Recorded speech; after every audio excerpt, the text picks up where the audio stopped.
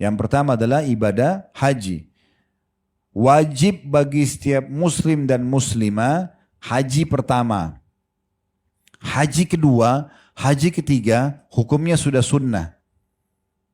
Tapi boleh nggak saya ulang-ulangi haji saya karena saya mampu? Boleh, sangat boleh. Kata Nabi SAW, ikutkanlah haji dan umrah. Maksudnya habis haji umrah, habis umrah haji. Begitu terus. Karena keduanya ini, haji dan umrah akan menghilangkan kemiskinan dan juga dosa-dosa sebagaimana ahli atau ahli besi, ya, yang biasa membersihkan karat besi dengan semprotan api. Sebagaimana ahli besi itu menghilangkan karat-karat dari besi, emas, dan perak. Dan haji yang mabrur tidak ada balasannya kecuali surga. Para sahabat Nabi, ridwanullah alaihim, para tabi'in, orang-orang soleh yang belajar dari para sahabat Nabi, mereka selalu menjadikan musim haji adalah musim berkumpul. Memang mereka selalu di Mekah. Mereka nggak mau kehilangan 6 hari tadi. Tanggal 8 Zulhijjah sampai 13 Zulhijjah. Ini hari emas. Karena orang kalau hajinya mabrur, diterima karena mengikuti syarat dan rukunnya, maka balasannya adalah surga. Kita pulang dapat tiket VIP ke surga. Oleh karena itu mengulanginya sangat bagus.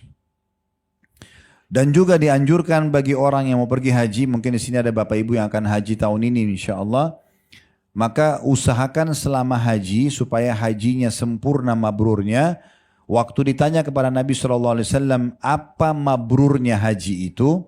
Beliau mengatakan mabrurnya adalah memberi makan kepada orang dan menjaga tutur kata yang santun.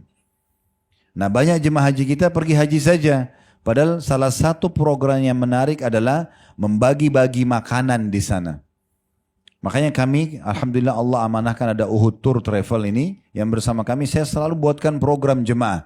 Termasuk tahun ini insya Allah kita buatkan program bekerja sama dengan yayasan resmi yang ada di Mekah. Kita bisa membagi-bagi air minum, membagi-bagi makanan untuk jemaah haji. Karena ini salah satu penyebab mabrurnya haji itu. Dan juga menjaga tutur kata yang santun. Tibul kalam, kata Nabi SAW. Sopan, santun, jauh dari cercaan, cacian, ghibah, ya. Kemudian juga fitnah, ya. Bertengkar.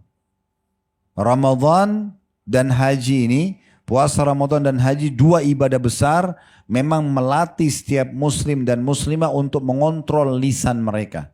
Supaya mereka tidak bertutur kata yang salah. Kata Nabi SAW, siapa yang sedang berpuasa, maka jangan dia pernah rafath. Rafath itu mengucapkan kata-kata syahwat selain pada pasangan halalnya. Kalau pada suami istri nggak ada masalah, tapi kalau selain suami istri nggak dibolehkan. Kata Nabi SAW, kalau kalian puasa jangan rafath.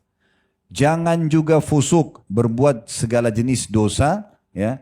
Kemudian juga kata Nabi SAW, kalau seandainya, dan jangan sahab itu kayak bertengkar. Kalau dia diajak bertengkar oleh seseorang, katakan saya sedang berpuasa. Itu Ramadan. Di musim haji juga begitu. Allah bilang dalam surah Al-Baqarah itu, ya. Sehingga saya di 197 ayatnya itu. Orang kalau haji itu, fala rafatha wala fusuka wala jidala fil hajj. Kalau lagi haji, tidak boleh ada rafath. Rafath itu ucapan kata-kata mesra, tapi selain pada pasangan halal. Tidak boleh fusuk, berbuat semua jenis dosa yang lain. Ghibah, fitnah, ya, tontonannya, ucapannya yang didengar. Gitu. Dan jidal, nggak boleh berdebat-debat di musim haji, ribut-ributan. Dalam sebuah hadis yang lain kata Nabi SAW, siapa yang haji tidak rafath, tidak mengucapkan kata-kata mesra kepada selain pasangan halal, dan tidak juga fusuk, berbuat semua jenis dosa atau kriminal, maka dia akan pulang dari hajinya seperti baru dilahirkan oleh ibunya. Jadi bersih dari dosa. Oleh karena itu Bapak Ibu yang Allah berikan kelebihan rezeki Dan insya Allah saya lihat di sini, masya Allah mungkin orang-orang mampu, silakan Anda kerjakan ibadah haji ini, rutinkan saja. Ya. Begitu juga dengan umroh. Saya sudah haji tahun lalu, Ustaz. Apakah saya perlu haji lagi buat diri saya atau saya hajikan buat orang lain? Haji buat diri kita sendiri. Karena yang sedang diberikan kesempatan oleh Allah adalah kita. Kerjakan lagi. Orang yang belum kena kewajiban, artinya karena dia tidak punya kemampuan, berarti tidak wajib bagi dia. Dan boleh kita menghajikan orang tua kita yang sudah meninggal. Orang tua kita yang sudah meninggal. Ya. Ada istilah sekarang badal haji. Ya, kayak kami di travel buka kesempatan itu. Jadi Bapak Ibu bisa tiap tahun hajikan orang tuanya. Kedua orang tua yang sudah meninggal. Baik tiap tahun. Tinggal bayar ke travel. Nanti ditunjuk mahasiswa di sana. Lakukan haji tersebut. Dia akan foto dan buat cuplikan pada saat niat di Miqat, pada saat lagi di Mina, di Arafah, di Muzdalifah. Setelah itu nanti akan ada sertifikat, kan begitu. Kita bisa dapat pahalanya, begitu juga dengan umroh. Tapi selama Allah masih kasih kesempatan kita, maka jangan sia-siakan, kita yang mengerjakan. Ulang-ulangi aja. Saya tahu satu pengusaha di Jakarta ini, Masya Allah rezekinya Allah buka melimpah sekali. Setiap 1 bulan ini, setiap bulan, dia sama istrinya sepakat 3 pekan di Jakarta, 1 pekan di Saudi, di Mekah. Jadi 3 pekan dipakai untuk aktivitas di Indonesia, 1 pekan pasti dia sana. Seperti lagi absen dengan Tuhannya. Duduk aja di Masjid Haram berdoa, sholat, ya umrah, ziarah kuburan Nabi SAW, pulang 1 minggu. 6 hari, 5 hari, pulang. Tiap bulan begitu. Dan Masya Allah, Allah berikan banyak sekali keutamaan, kelebihan. Ada banyak keajaiban terjadi bagi orang yang haji dan umrah ini ya. Banyak sekali keajaiban yang terjadi. Di antaranya mustajabnya doa itu. Karena kata Nabi SAW, sesungguhnya orang-orang yang berjihad di jalan Allah dan orang yang haji juga umrah adalah tamu-tamu Allah. Adalah tamu-tamu Allah. Mereka dipanggil, mereka datang dan akhirnya mereka berdoa, Allah kabulkan. Jadi mereka mustajab doa. Wajar saja kalau ada orang yang sedang pergi haji atau umrah kita mengatakan tolong doakan saya. Memang karena dia mustajab doa. Dia diterima doanya.